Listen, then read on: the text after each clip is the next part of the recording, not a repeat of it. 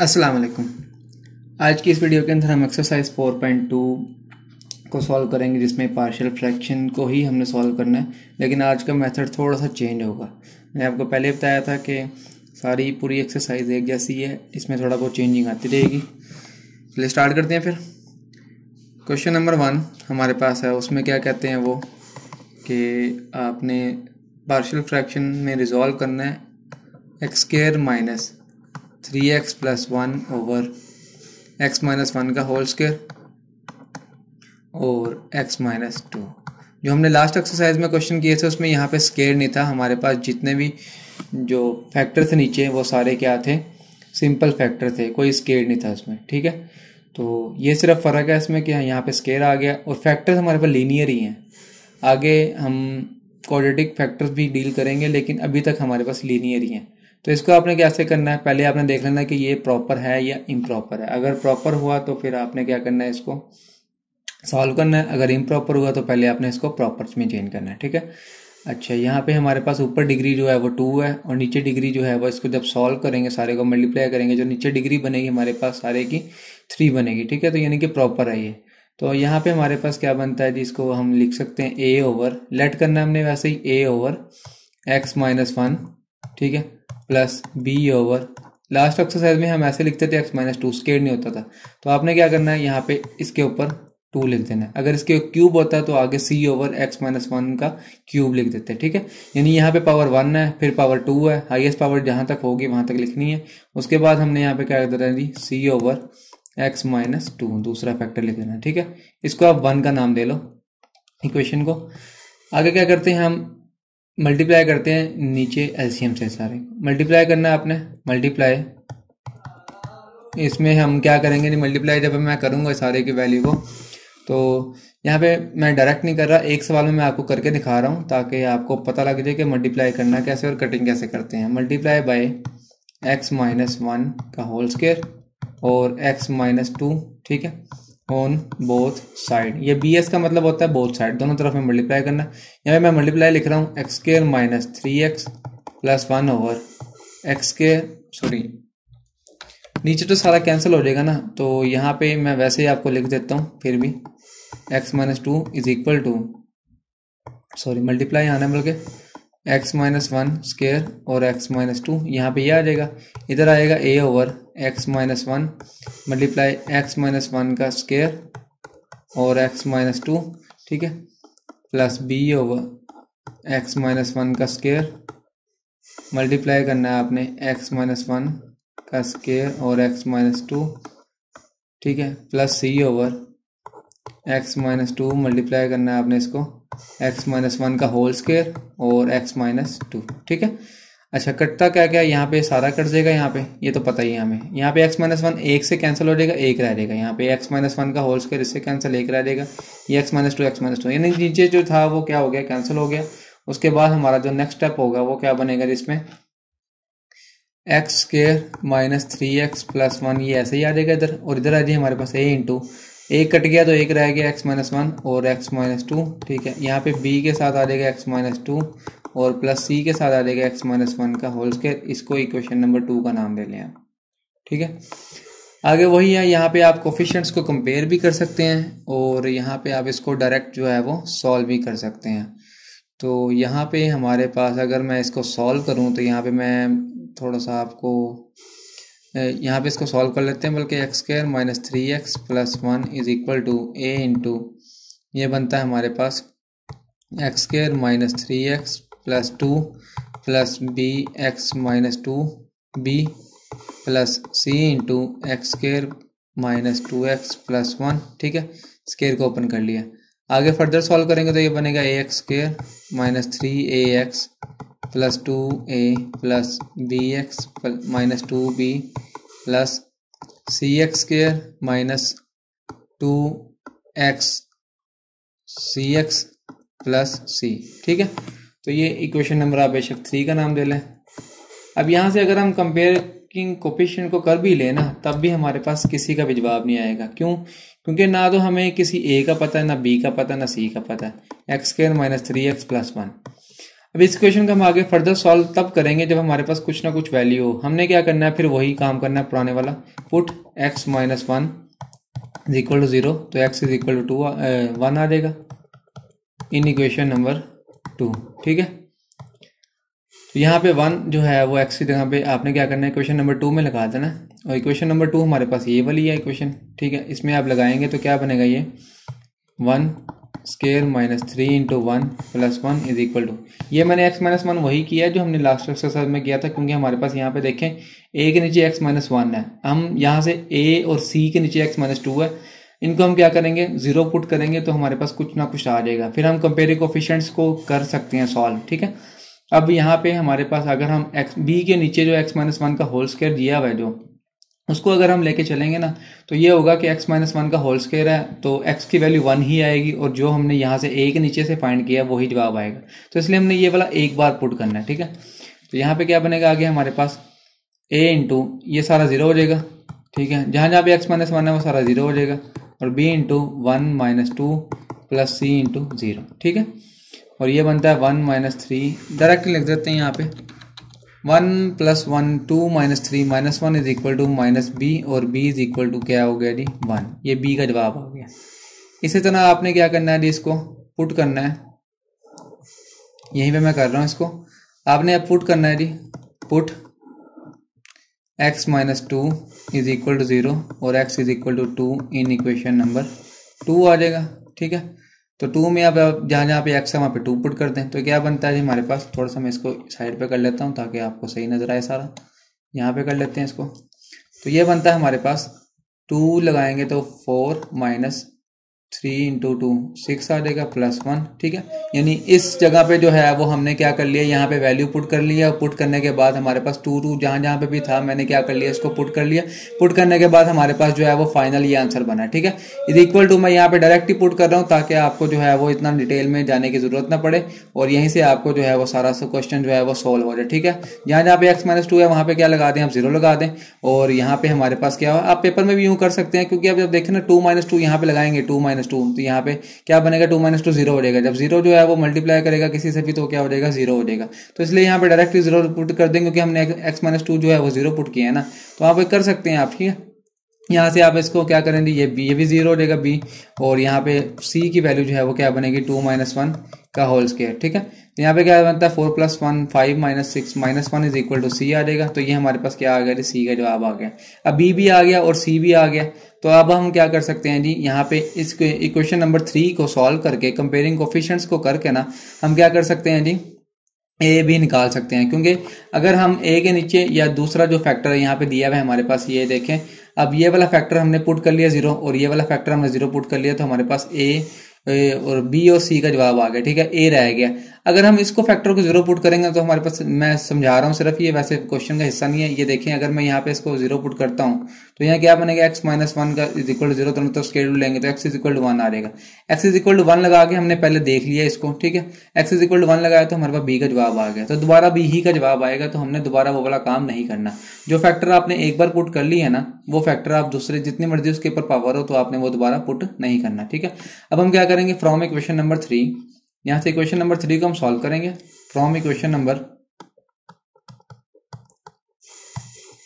3। ठीक है, equation number 3 में से आपने क्या करना है जी, यहाँ पे कंपेयरिंग कोफिशिएंट करने हैं जी, comparing coefficients of x square. ठीक है, एक्स स्क्वायर के कोफिशिएंट को आपने कंपेयर कर लेना। यहाँ पे क्या है, इक्वेशन के 1 है। ठीक है, अब यहाँ पे मैं आपको दिखा देता हूँ 1 कहाँ पे है। यहाँ पे देखें हमारे पास इक्वेशन नंबर 3 में जहाँ जहाँ एक्स स्क्वायर है उसके साथ कोफिशिएंट यहाँ पे 1 है, और यहाँ पे a है ये वाला, और यहाँ पे ये c है। ठीक है, ये जिनके नीचे अंडरलाइन किया है मैंने, ये हमारे पास क्या हो गया जी, इस तरफ वाले जो है वो इक्वल होंगे इस तरफ वाले के, जिनके ऊपर टिक लगा रहा हूँ मैं। ठीक है, तो यहाँ पे क्या आ जाएगा, 1 is equal to a plus c, 1 is equal to a plus c. ठीक है, c का जवाब हमने निकाल लिया, वो लगा दें आप a माइनस 1, तो 2 इज इक्वल टू a आ जाएगा। ये हमारे पास क्या हो गया जी, ए का जवाब आ गया, ए भी आ गया, बी भी आ गया, सी भी आ गया। सबको क्या कर दें आप, इक्वेशन ये वाली लिखें दोबारा जिसको 1 का नाम दिया था हमने। यहाँ पे ए का जवाब लगा दें, ठीक है, वो क्या है जी 2 आ जाएगा, ठीक है। बी का जवाब जो है वो हमने +1 निकाला शायद, और सी का जवाब जो है वो हमने -1 लगाया, ठीक है। तो यहाँ पे आपने नेक्स्ट स्टेप में इनके आंसर्स लगा देने और नीचे ये वाला सवाल आ जाएगा सारा।